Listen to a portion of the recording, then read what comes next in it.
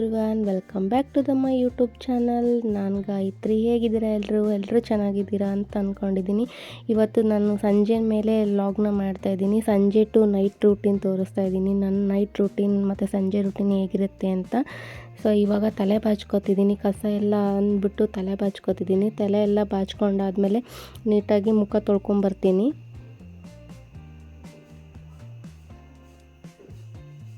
ನೋಡಿ, ನಾನು ಇಷ್ಟೇ ಪೋನಿ ಹಾಕ್ಕೊಳೋದು. ನನಗೆ ಯಾವುದೇ ರೀತಿ ಜಡೆ ಹಾಕ್ಕೊಳಕ್ಕೆ ಬರಲ್ಲ. ಈಗ ಮುಖ ತೊಳ್ಕೊಂಡು ಬಂದಿದ್ದೀನಿ. ಮುಖ ತೊಳ್ಕೊಂಡು ಬಂದಾದಮೇಲೆ ಮುಖ ಎಲ್ಲ ಒರೆಸ್ಕೊಂಡು ಒಂದು ಲೈಟ್ ಮಾಯ್ಶ್ಚರೈಸರ್ನ ಅಪ್ಲೈ ಮಾಡ್ಕೋತೀನಿ ಮುಖಕ್ಕೆ.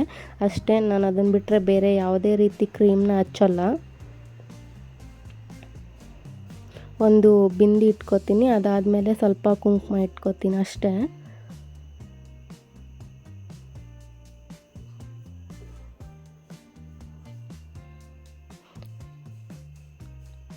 ಬನ್ನಿ ಇವಾಗ ದೇವರಿಗೆ ದೀಪ ಹಚ್ಚೋಣ. ನೋಡಿ, ಇದು ಸಿಂಪಲ್ ನಮ್ಮದು ಸಣ್ಣ ದೇವ್ರ ಗೂಡು. ಇದಕ್ಕೆ ಇವಾಗ ನಾನು ದೀಪ ಹಚ್ತಾ ಇದ್ದೀನಿ ದೇವ್ರಿಗೆ. ಸಂಜೆ ಹೊತ್ತು ಯಾರ್ಯಾರೆಲ್ಲ ಅವ್ರ ಮನೇಲಿ ದೀಪ ಹಚ್ತೀರಾ ನನಗೆ ಕಮೆಂಟ್ ಮಾಡಿ. ನಾನಂತರೂ ಕಸ ಎಲ್ಲ ಗೂಡಿಸಿ ಮುಖ ಎಲ್ಲ ತೊಳ್ಕೊಂಡಾದ್ಮೇಲೆ ದೇವರಿಗೆ ಸಾಯಂಕಾಲ ದೀಪ ಹಚ್ತೀನಿ. ದೀಪನ ಹಚ್ಚಿ ಊದ್ಬತ್ತಿ ಹಚ್ಬಿಟ್ಟು ನಮಸ್ಕಾರ ಮಾಡ್ತೀನಿ. ಅದಾದಮೇಲೆ ಬಟ್ಟೆ ವಾಷಿಂಗ್ ಮಿಷಿನಿಗೆ ಹಾಕಿದ್ದೆ ಮಧ್ಯಾಹ್ನ, ಅವೆಲ್ಲ ಡ್ರೈ ಆಗಿದ್ದು. ಅದನ್ನೆಲ್ಲ ತಂದು ಇವಾಗ ಮಡ್ಚಿಡ್ತಾಯಿದ್ದೀನಿ. ನೀವು ಬಟ್ಟೆ ಮಡ್ಚ್ತಿರ್ಬೇಕಾದ್ರೆ ಬೋರ್ ಆದರೆ ಏನು ನೋಡ್ತಾ ಬಟ್ಟೆ ಮಡ್ಚ್ತೀರಾ? ನಾನಂತರೂ ಯೂಟ್ಯೂಬ್ ನೋಡ್ತಾ ಬಟ್ಟೆ ಮಡ್ಚ್ತೀನಿ. ಅದಾದಮೇಲೆ ನಮ್ಮದು ಬಾಡಿಗೆ ಮನೆ, ಯಾವುದೇ ರೀತಿ ವಾರ್ಡ್ರೋಬ್ಸ್ನ ಕೊಟ್ಟಿಲ್ಲ. ಇದೇ ರೀತಿ ಶೆಲ್ಫ್ ಕೊಟ್ಟಿದ್ದಾರೆ. ಅದರಲ್ಲೇ ನಾನು ನೀಟಾಗಿ ಜೋಡಿಸ್ಕೊತೀನಿ ಬಟ್ಟೆನ. ಆರ್ಡ್ರ್ ವೈಸ್ ಜೋಡಿಸ್ಕೋತೀನಿ ನಾನು. ಅವ್ರವ್ರ ಬಟ್ಟೆನ ಅಲ್ಲಲ್ಲೇ ಇಡ್ತೀನಿ, ಯಾವುದೇ ಥರ ಮಿಸ್ಪ್ಲೇಸ್ ಮಾಡಲ್ಲ.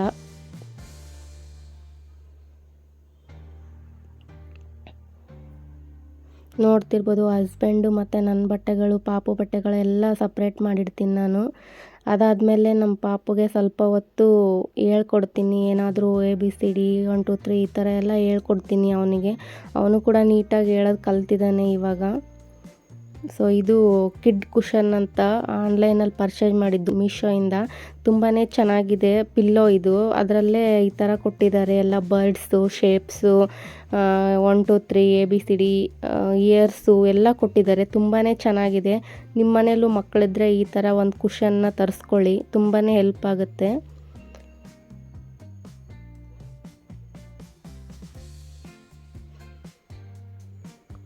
ಸೊ ಅವನಿಗೆಲ್ಲ ಹೇಳ್ಕೊಟ್ಟಾದಮೇಲೆ ಸ್ವಲ್ಪ ಹೊತ್ತು ಅವನನ್ನು ಕರ್ಕೊಂಡು ಟೆರೆಸ್ ಮೇಲೆ ಹೋಗ್ತೀನಿ ಅವನಿಗೆ ಆಟ ಆಡ್ಸೋಕ್ಕೆ ಅಂತ ಹೇಳ್ಬಿಟ್ಟು. ಅವನ ಪಾಡಿಗೆ ಅವನು ಆಟ ಆಡ್ತಿರ್ತಾನೆ. ನಾನು ಅವಾಗ ಸೈಡಲ್ಲಿ ವಾಕ್ ಮಾಡ್ತೀನಿ. ಅವನ ಪಾಡಿಗೆ ಅವನು ಸುಮ್ಮನೆ ಆಟ ಆಡ್ತಾನೆ. ಸೊ ನಿಮ್ಮ ಮನೇಲೂ ಮಕ್ಕಳಿದ್ರೆ ಇದೇ ಥರ ಅವ್ರನ್ನ ಸ್ವಲ್ಪ ಸಾಯಂಕಾಲದ ಹೊತ್ತು ಹೊರಗಡೆ ಕರ್ಕೊಂಡೋಗಿ ಆಟ ಆಡಿಸಿ, ಅವ್ರಿಗೂ ಮೈಂಡ್ ರಿಫ್ರೆಶ್ ಆಗುತ್ತೆ.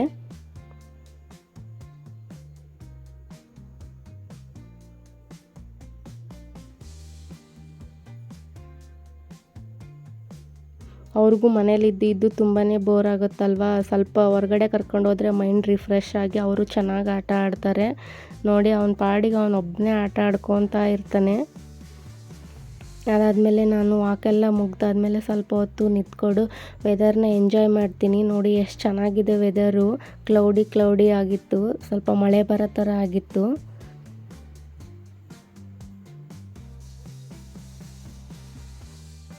ಅದಾದಮೇಲೆ ನೈಟ್ ಡಿನ್ನರಿಗೋಸ್ಕರ ಇವತ್ತು ಆಲೂ ಪರೋಟನ ಮಾಡ್ತಾಯಿದ್ದೀನಿ. ಅದಕ್ಕೆ ಇವಾಗ ಗೋಧಿ ಹಿಟ್ಟನ್ನ ಕಲಸಿಡ್ತಾ ಇದ್ದೀನಿ. ಸೊ ಹಿಟ್ಟನ್ನ ಕಲಿಸುವಾಗ ಸ್ವಲ್ಪ ಗಟ್ಟಿಯಾಗೆ ಕಲಿಸ್ಬೇಕು, ಮಿದುವಾಗಿ ಕಲಿಸ್ಬಾರ್ದು. ಯಾಕಂದರೆ ಪರೋಟ ಕಿತ್ತೋಗೋ ಚಾನ್ಸಸ್ ಇರುತ್ತೆ ಮಿದು ಕಲಿಸಿದ್ರೆ. ಹಾಗಾಗಿ ಸ್ವಲ್ಪ ಹಿಟ್ಟನ್ನ ಗಟ್ಟಿಯಾಗಿ ಕಲಿಸೋದು ಇಂಪಾರ್ಟೆಂಟ್ ಆಗಿರುತ್ತೆ ಪರೋಟಕ್ಕೆಲ್ಲ. ಸೊ ನಾನು ಚಪಾತಿ ಹಿಟ್ಟನ್ನ ಕಲಿಸೋದೆಲ್ಲ ಏನು ಶೂಟ್ ಮಾಡಿಲ್ಲ, ಯಾಕಂದರೆ ಎಲ್ರಿಗೂ ಗೊತ್ತೇ ಇರುತ್ತೆ ಚಪಾತಿ ಹಿಟ್ಟೆ ಯಾವ ರೀತಿ ಕಲಿಸ್ತೀವಿ ಅಂತಂದು ಹೇಳ್ಬಿಟ್ಟು. ಯಾರೆಲ್ಲ ಸಬ್ಸ್ಕ್ರೈಬ್ ಮಾಡಿಲ್ವೋ ಸಬ್ಸ್ಕ್ರೈಬ್ ಮಾಡ್ಕೊಂಬಿಟ್ಟು ವೀಡಿಯೋಸ್ನ ನೋಡಿ ಅಂತ ಕೇಳ್ಕೊತೀನಿ. ತುಂಬ ಜನ ವೀಡಿಯೋಸ್ನ ನೋಡ್ತಾ ಇದ್ದಾರೆ, ಬಟ್ ಸಬ್ಸ್ಕ್ರೈಬ್ ಮಾಡ್ತಿಲ್ಲ. ಪ್ಲೀಸ್ ಸಬ್ಸ್ಕ್ರೈಬ್ ಮಾಡಿ. ಈಗ ಚಪಾತಿ ಹಿಟ್ಟೆಲ್ಲ ಕಲಸಿಟ್ಟಿದ್ದಾದಮೇಲೆ ಒಂದು ಬೌಲ್ನ ಹಾಕ್ಬಿಟ್ಟು ಸಪ್ರೇಟಾಗಿ ಎತ್ತಿಡ್ತೀನಿ.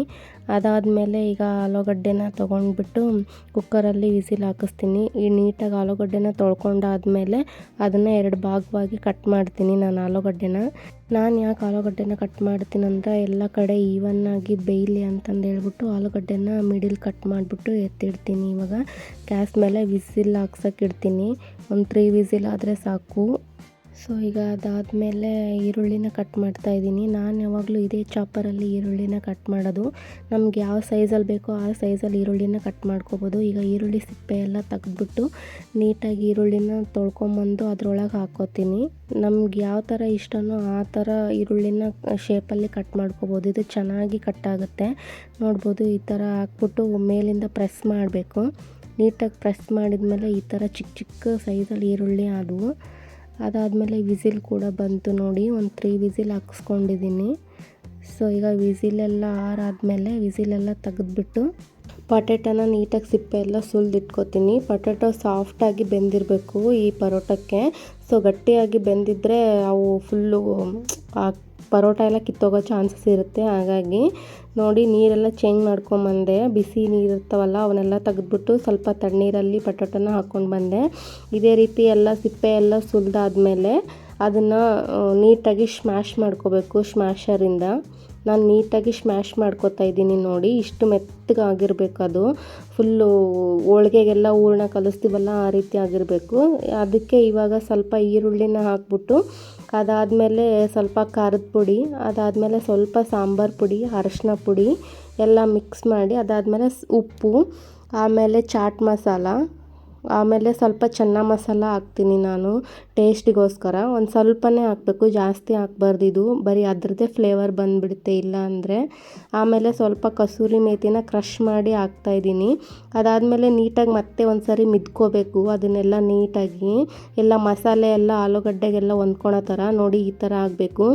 ಸೇಮ್ ಊರ್ನೋ ಟೈಪೇ ಆಗಿದೆ ಅದು. ಅದಾದಮೇಲೆ ಅದನ್ನ ಸೈಡಲ್ಲಿ ಎತ್ತಿಟ್ಟು ಒಂದು ಪ್ಲೇಟ್ನ ಹಾಕಿ ಕ್ಲೋಸ್ ಮಾಡಿ ಇಡ್ತಾಯಿದ್ದೀನಿ. ಈಗ ಬನ್ನಿ ಪರೋಟ ಮಾಡೋಣ. ನಿಮಗೆ ಗೊತ್ತು, ನಾನು ಒಂದು ಸಪ್ರೇಟ್ ಬೌಲಲ್ಲಿ ಚಪಾತಿ ಹಿಟ್ಟನ್ನ ಹಾಕಿಟ್ಕೊಂಡಿರ್ತೀನಿ. ಯಾಕಂದರೆ ಅದೇ ಬಾಕ್ಸಿಂದನೇ ಚಪಾತಿ ಹಿಟ್ಟನ್ನ ತೊಗೊಂಡ್ರೆ ಹುಳ ಆಗುತ್ತೆ ಅಂತಂದೇಳ್ಬಿಟ್ಟು ಸಪ್ರೇಟ್ ಬೌಲಲ್ಲಿ ಈ ಥರ ಹಾಕ್ಕೊಂಡು ಇಟ್ಕೊಂಡಿರ್ತೀನಿ. ಅದಾದಮೇಲೆ ಇವಾಗ ಪರೋಟಕ್ಕೆ ಸ್ವಲ್ಪ ದೊಡ್ಡ ಸೈಜ್ ಉಂಡೆನ ಮಾಡಿ ಇಟ್ಕೋತಾ ಇದ್ದೀನಿ. ಅದಾದಮೇಲೆ ಇವಾಗ ಪರೋಟ ಮಾಡ್ತೀನಿ ನೋಡಿ. ಯಾವ ಶೇಪಲ್ಲಿ ಅಂದರೆ ರೌಂಡ್ ಶೇಪಲ್ಲೇ ಪರೋಟ ಮಾಡ್ಕೋಬೇಕು ಸ್ಟಾರ್ಟಿಂಗು. ನೋಡಿ ಇವಾಗ ತೋರಿಸ್ತೀನಿ ಯಾವ ಥರ ಅಂತ. ಸ್ವಲ್ಪ ದೊಡ್ಡದಾಗಿ ರೌಂಡ್ ಶೇಪಲ್ಲೇ ಬರಬೇಕು.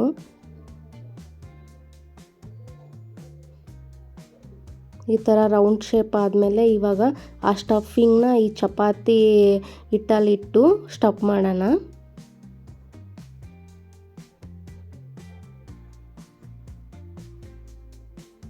ಸ್ವಲ್ಪ ಸ್ಟಫಿಂಗ್ ಜಾಸ್ತಿನೇ ಇದ್ದರೆ ಪರೋಟ ತುಂಬಾ ಚೆನ್ನಾಗಿ ಬರುತ್ತೆ. ಇಲ್ಲಾಂದರೆ ಬರೀ ಚಪಾತಿ ಚಪಾತಿ ಅನಿಸುತ್ತೆ ಅಷ್ಟೇ. ನೀಟಾಗಿ ಶೇಪ್ ಮಾಡ್ಕೋತಾ ಇದ್ದೀನಿ ಈಗ ಪರೋಟ ಮಾಡೋದಕ್ಕೆ. ಸ್ಕ್ವಯರ್ ಶೇಪ್ ಬೇಕಲ್ವ, ಹಾಗಾಗಿ ನೀಟಾಗಿ ಶೇಪ್ ಮಾಡ್ಕೋತಾ ಇದ್ದೀನಿ. ನೋಡಿ, ಯಾರೂ ಮಾಡಿಲ್ಲ ಅಂದರೆ ಈ ಥರ ಒಂದ್ಸಲ ಟ್ರೈ ಮಾಡಿ ನೋಡಿ. ಯಾವ ಥರ ಬಂದಿದೆ ಅಂತ ನನಗೆ ಕಮೆಂಟ್ಸ್ ಮಾಡಿ ತಿಳಿಸಿ. ತುಂಬಾ ಈಸಿಯಾಗಿ ಮಾಡ್ಕೋಬೋದು. ಈ ಥರ ಸ್ಕ್ವಯರ್ ಶೇಪಲ್ಲಿ ಮಾಡ್ಕೋಬೇಕು. ನೋಡಿ ನಾನು ಯಾವ ಥರ ಮಾಡ್ತಾಯಿದ್ದೀನಿ ಅಂತ ನಿಮಗೆ ಗೊತ್ತಾಗ್ತಿರ್ಬೋದು.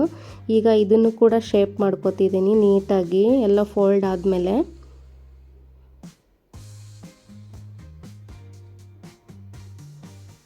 ಈಗ ಸ್ವಲ್ಪ ಹಿಟ್ಟನ್ನು ಹಾಕಿ ಲೈಟ್ ಹ್ಯಾಂಡಾಗಿ ಉದ್ದಬೇಕು. ಜಾಸ್ತಿ ಹತ್ತಿಟ್ಬಿಟ್ಟು ಉದ್ದಕ್ಕೆ ಹೋಗ್ಬಾರ್ದು. ಯಾಕಂದರೆ ಪರೋಟ ಕಿತ್ತೋಗೋ ಚಾನ್ಸಸ್ ತುಂಬ ಜಾಸ್ತಿ ಇರುತ್ತೆ. ಸ್ಟಫಿಂಗ್ ಎಲ್ಲ ಫುಲ್ಲು ಮೆತ್ತಗಿರುತ್ತಲ್ವ, ಹಾಗಾಗಿ ನೋಡ್ತಾ ಇರ್ಬೋದು ನಾನು ಯಾವ ಥರ ಮಾಡ್ತಾಯಿದ್ದೀನಿ ಅಂತ.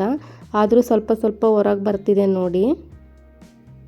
ನಿಧಾನಕ್ಕೆ ಲೈಟ್ ಹ್ಯಾಂಡಾಗಿ ಉದ್ದಿದ್ರೆ ನಮ್ಗೆ ಎಷ್ಟು ಬೇಕೋ ಅಷ್ಟು ದೊಡ್ಡ ಮಾಡ್ಕೋಬೋದು ಪರೋಟನ.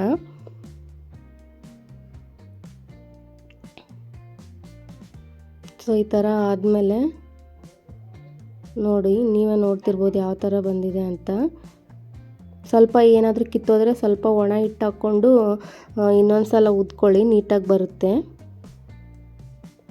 ಈಗ ಪರೋಟನ ಹಂಚ್ ಮೇಲೆ ಹಾಕಿದ್ದೀನಿ. ಹಂಚನ್ನ ಸೈಡಲ್ಲಿ ಬಿಸಿಗಿಟ್ಟಿದ್ದೆ. ನಾನು ಪರೋಟಕ್ಕೆ ಯಾವಾಗಲೂ ತುಪ್ಪನೇ ಯೂಸ್ ಮಾಡೋದು. ನೀವೇನು ಯೂಸ್ ಮಾಡ್ತೀರಾ ಕಮೆಂಟ್ ಮಾಡಿ. ಎಣ್ಣೆ ಹಾಕ್ತೀರಾ ಅಥವಾ ತುಪ್ಪ ಹಾಕ್ತೀರಾ ಅಂತ. ನಾನು ಒಂದು ಸ್ಪೂನ್ ಎಣ್ಣೆನ ಹಾಕ್ಬಿಟ್ಟು ನೀಟಾಗಿ ಬೇಯಿಸ್ಕೊತೀನಿ. ಅದಾದಮೇಲೆ ಒಂದು ಸೈಡಲ್ಲಿ ಮಗ್ಚಾಕ್ತೀನಿ. ಮಗ್ಚಾಕಿ ಇನ್ನೊಂದು ಸ್ಪೂನು ತುಪ್ಪನ ಹಾಕಿ ಬೇಯಿಸ್ಕೊತೀನಿ. ಮತ್ತೆ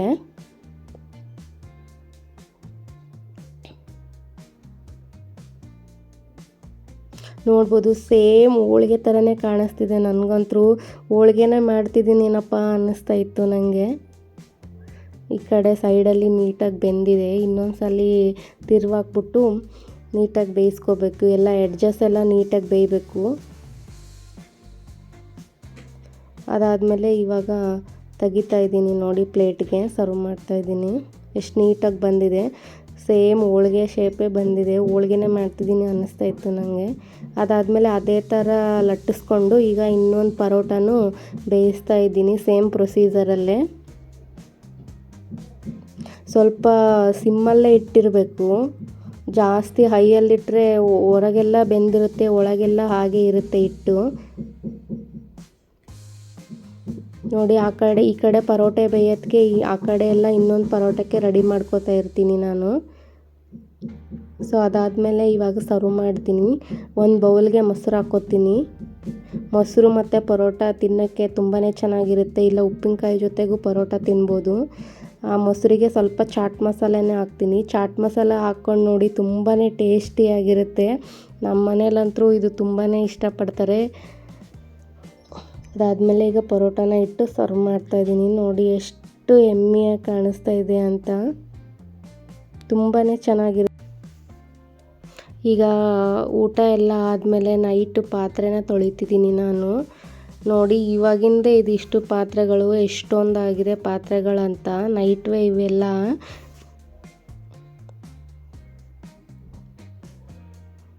ಅದಾದಮೇಲೆ ಇವಾಗ ಪಾತ್ರೆ ಎಲ್ಲ ತೊಳಿತಾ ಇದ್ದೀನಿ. ನಾನು ನೈಟ್ ಊಟ ಆದ ತಕ್ಷಣ ಪಾತ್ರೆ ಎಲ್ಲ ತೊಳೆದು ಅಡುಗೆ ಮನೆ ಎಲ್ಲ ಕ್ಲೀನ್ ಮಾಡಿಬಿಡ್ತೀನಿ. ನನಗೆ ಆವಾಗಲೇ ಸಮಾಧಾನ. ಇಲ್ಲ ಬೆಳಿಗ್ಗೆ ಎಲ್ಲ ಮಾಡೋಕ್ಕಾಗಲ್ಲ, ಇಂಟ್ರೆಸ್ಟು ಬರಲ್ಲ. ಬೆಳಿಗ್ಗೆ ಎಲ್ಲ ಹಾಗೆ ಬಿಟ್ಟಿದ್ರೆ ಪಾತ್ರೆ ಸಾಮಾನನ್ನ ಬೆಳಿಗ್ಗೆ ಎಲ್ಲ ಕ್ಲೀನ್ ಮಾಡಿಕೊಂಡು ಅಡುಗೆ ಮಾಡೋ ಅಷ್ಟರಲ್ಲಿ ಟೈಮಾಗಿ ಹೋಗ್ಬಿಟ್ಟಿರುತ್ತೆ. ಅದಾದಮೇಲೆ ಅಡುಗೆ ಮನೆಗೆ ಬಂದರೂ ಅಷ್ಟೊಂದು ಚೆನ್ನಾಗಿ ಅನಿಸಲ್ಲ. ಪಾತ್ರೆಗಳನ್ನೆಲ್ಲ ಸಿಂಕಲ್ಲಿ ನೋಡಿದರೆ ತುಂಬಾ ಬೇಜಾರಾಗ್ತಾ ಇರುತ್ತೆ. ಹಾಗಾಗಿ ನಾನು ನೈಟೇ ಎಲ್ಲ ಕ್ಲೀನ್ ಮಾಡಿ ಎತ್ತಿಟ್ಟಿರ್ತೀನಿ. ಹಾಗೆ ಗ್ಯಾಸು ಮತ್ತು ಅಡುಗೆ ಮನೆ ಎಲ್ಲದನ್ನೂ ನೀಟಾಗಿ ಕ್ಲೀನ್ ಮಾಡ್ತೀನಿ. ನೋಡಿ ಇವಾಗ ಗ್ಯಾಸ್ನ ಕ್ಲೀನ್ ಮಾಡ್ತಾಯಿದ್ದೀನಿ.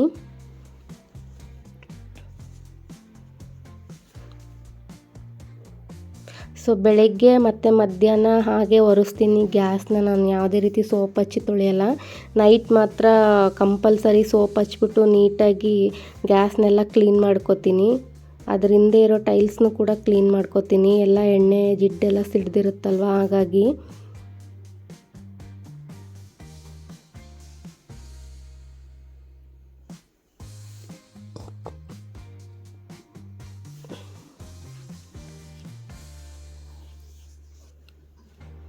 ಸೊ ನಮ್ಮ ಪುಟ್ಟ ಅಡುಗೆ ಮನೆ ಹೇಗಿದೆ ಅಂತ ನನಗೆ ಕಮೆಂಟ್ಸ್ ಮಾಡಿ.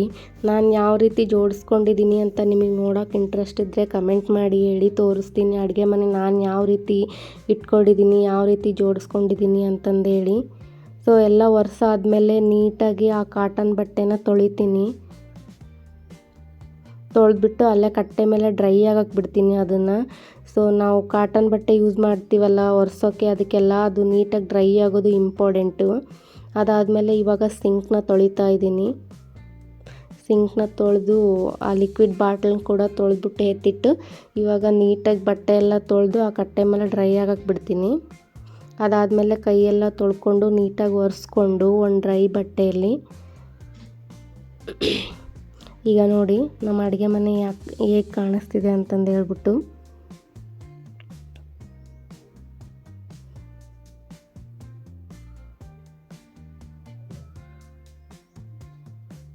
ನೈಟೇ ಈ ಥರ ಅಡುಗೆ ಮನೆ ಎಲ್ಲ ಕ್ಲೀನ್ ಮಾಡಿರಿ. ಬೆಳಿಗ್ಗೆ ಎದ್ದು ಎಷ್ಟು ಫ್ರೆಶ್ ಫೀಲ್ ಬರುತ್ತೆ ಅಡುಗೆ ಮನೆಗೆ ಬಂದ ತಕ್ಷಣ. ನಾವೇನಾದರೂ ಅಡುಗೆ ಮಾಡೋಕ್ಕೂ ತುಂಬಾ ಇಂಟ್ರೆಸ್ಟ್ ಬರುತ್ತೆ. ಈಗ ನೈಟ್ ಊಟ ಎಲ್ಲ ಆಗಿ ಪಾತ್ರೆ ಎಲ್ಲ ಆದಮೇಲೆ ಒಂದು ವಾಕ್ ಮಾಡ್ತೀವಿ ನಾವು. ವಾಕ್ ಮಾಡೋದು ತುಂಬಾ ಇಂಪಾರ್ಟೆಂಟ್. ಊಟ ಆದಮೇಲೆ ಹಾಗೆ ಮಲ್ಕೋಬಾರ್ದು. ಹಾಗಾಗಿ ನಾವು ಮೂವರು ಹೋಗ್ಬಿಟ್ಟು ವಾಕ್ ಮಾಡ್ಕೊಂಬರ್ತೀವಿ ಒಂದು ರೌಂಡು. ನೋಡಿ ಇವಾಗ ವಾಕೆಲ್ಲ ಮುಗಿಸಿ ಮನೆಗೆ ಬಂದ್ವಿ. ಇದಾಗಿತ್ತು ಇವತ್ತಿನ ಡೇ. ಈ ಡೇನ ಇಲ್ಲಿಗೆ ಎಂಡ್ ಮಾಡ್ತೀವಿ. ಟಿಲ್ ದೆನ್ ಟೇಕ್ ಕೇರ್, ಬಾಯ್, ಗುಡ್ ನೈಟ್.